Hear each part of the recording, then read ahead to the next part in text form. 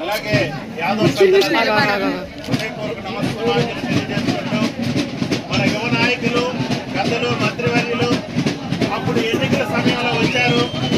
మన గంగమ్మ తల్లికి ఆ రోజు మన మంత్రి గారు కొబ్బరికాయ కొట్టి గంగమ్మ తల్లి ఆశీస్సులు తీసుకొని మీ అందరి ఆశీస్సులు తీసుకొని ఈరోజు అతి చిన్న వయసులో ఆయన ఒక మంచి మంత్రి పదవి చేపట్టారు. కాబట్టి భవిష్యత్తులో ఆయన ఇంకా ఉన్నతమైన పదవులు చేపట్టి మన మంత్రి గారు సుఖంగా ఉండాలని, వారి కుటుంబం చల్లగా ఉండాలని, వారి నాయకత్వం భవిష్యత్తులో అభివృద్ధి చెందాలని, అలాగే ప్రజలందరూ కూడా ఈ మహోన్నతమైనటువంటి మహా ఉత్సవమైనటువంటి గావుని సంతోషంగా సంబరాలు జరుపుకోవాలని, మీరందరూ చల్లగా ఉండాలని మీ ఆశీస్సులు మనందరం కూడా అధికారికి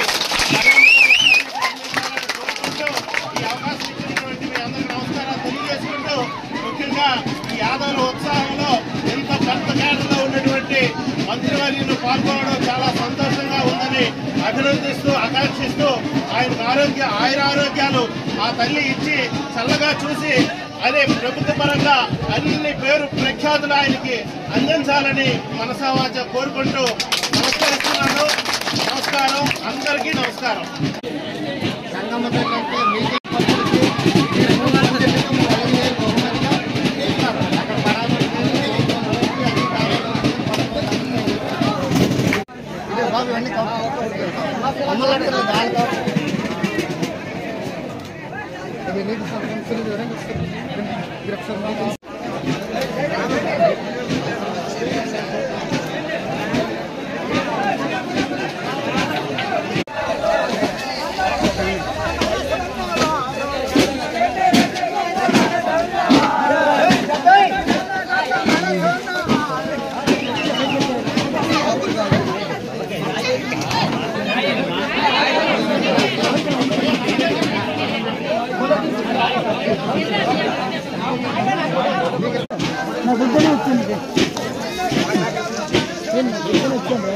గిరికా